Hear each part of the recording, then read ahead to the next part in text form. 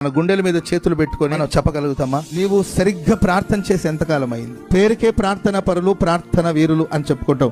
నిజంగా దేవుని సన్నిధిలో మనస్ఫూర్తిగా ప్రార్థన చేసి ఎంతకాలం అయి ఉంటుంది? ప్రతినిత్యము ఆయన సన్నిధిలో ప్రార్థన చేస్తున్నావా? నీ కుటుంబం కావచ్చు, సంఘం కావచ్చు, నీ ఆత్మీయ జీవితం కావచ్చు, దేవుని సన్నిధిలో ప్రార్థన చేసే అనుభవం ఉండాలి. వీళ్ళు దేవుని మందిరము అనే దానికి సూచన ఏంటంటే ఆ మందిరంలో ఎల్లప్పుడూ ప్రార్థన ఉండాలి. అన్నీ ఉంటేనండి, అన్నిటికీ సమయం ఉంటుంది, కానీ ప్రార్థనకు సమయం ఉండదు. ఉట్టిదే కొంతమంది అంటుంటారు, అన్న టైం ఉండలేదు అని. ఉట్టిదే తినడానికి గంటలు గంటలు తింటారు. అద్దం అరిగిపోయేటట్లు, అద్దమే సిగ్గుపడేటట్లు, అద్దం బద్దలైపోయేటట్లుగా నిలబడి చూసుకుంటారు. ఎంత చూసుకుని ఆరోపమే.